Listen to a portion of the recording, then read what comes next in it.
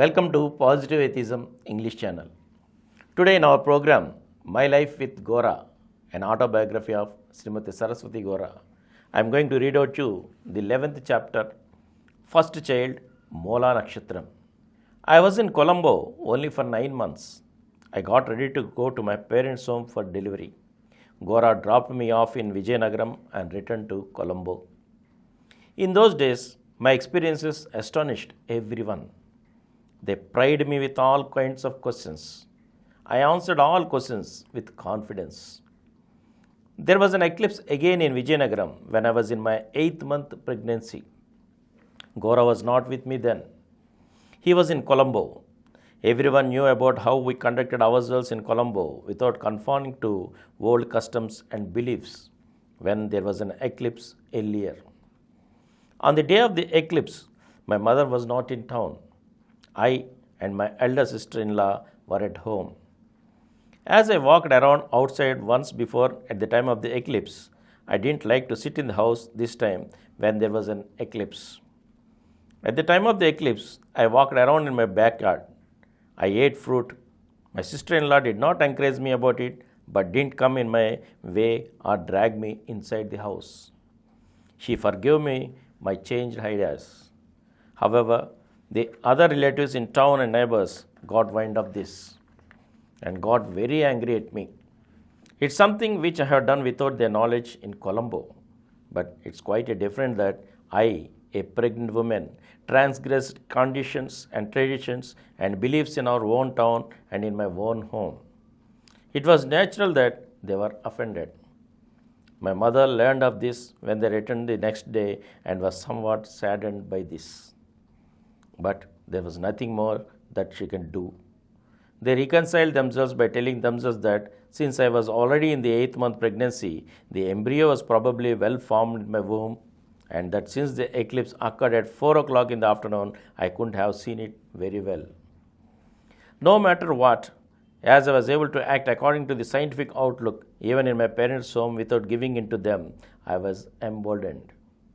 I described all this in a letter to Gora. He was quite pleased. My first daughter was born on July 29, 1928. That was our first offspring. When this child was still in my womb, twice I watched an eclipse, contrary to customs and traditions, and walked around outdoors during the time of the eclipse. So they all anxiously examined the baby for possible birth defects. The baby was born well-shaped and healthy without any birth defects. Although everyone blamed me for my audacity, they were also happy that there were no birth defects. However, I had to confront another problem. My daughter was born in Mola Nakshatram, so everyone insisted that we must perform a propitiation ceremony. They say some stars are evil, so if anyone was born under their influence, it's customary to perform a propitiatory ceremony to ward off evil. As my daughter was born under the Mola Nakshatram, they were afraid that an old woman in the corner would die. Similarly, they believed that if a baby was born under Ashlesha Nakshatram, it was a danger to the mother-in-law. To pacify an evil planet means to make a curtain, place a clay bowl with oil in it under the curtain, seat the parents on the one side of the curtain, hold the baby on the other side, and show the reflection of the baby's face to the father. The father shouldn't see the baby's face until then. The oil in which the baby's reflection was shown was later given away to the priest. Then gifts were given to the Brahmins.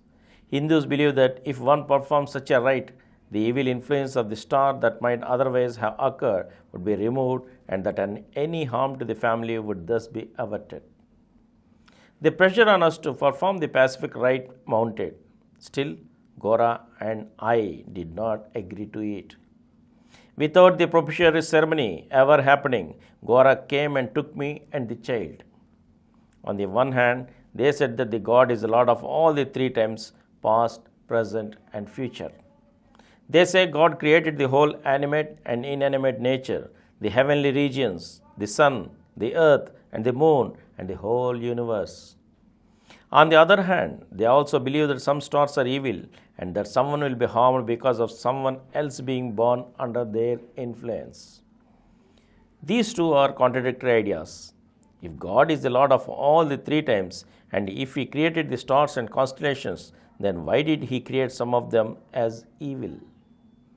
If the Father looks at the reflection of the baby in oil before He looks at Him in person, then would the evil influence go away?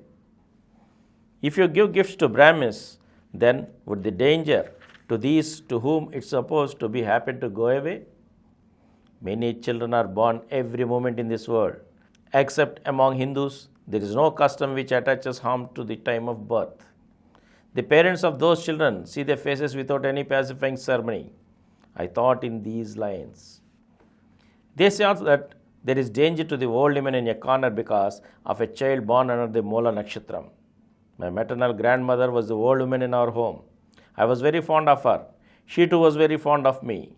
If the pacifying rite was not performed, then it was my grandmother who should have died. But neither I nor Gora would ever wish that our grandmother, whom I so dearly love, should die.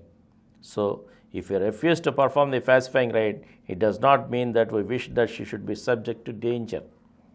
This sort of belief is only a superstition. No movement in itself exerts neither good influence nor evil influence. It's superstitious and foolish to attach the good and bad that occur in our lives to stars, planets, or constellations. That's why there is no meaning in saying that a child is born under the influence of an evil star, nor is there any meaning in performing propitiatory rites. Only the priests profit from the gifts given in the name of the rites. Those who don't question ancient beliefs and traditions and follow superstitions timidly try to justify each superstition in a crooked fashion. As a matter of fact, if we examine these superstitions directly, we can find out how much truth there is in them. In 1925, Gora proved that ghosts are unreal by living in a haunted house in Madurai. My eldest daughter's birth proved the belief that if pregnant women looked at an eclipse, they would give birth to deformed children is a superstition and that there is no truth in it. Now, the belief in pacification ceremonies is also proven to be a superstition. We did not perform that ceremony. Still, my grandmother did not die because of my daughter's birth. My grandmother lived in perfect health for 10 years after my daughter was born, so she did not face any danger. If we collect all the information about those who are born in those propitiation stars, find out how many people were supposed to be subject to danger, and then do a direct research on what in fact happened to them, then it will be clear that this propitiation ritual is plain superstitious. I grew even more confidence when it was proved that not performing the pacification rites did not cause any harm. And here ends our chapter, My First Child and Mola Nakshatram, and we shall meet again with another chapter in the next episode. Thank you.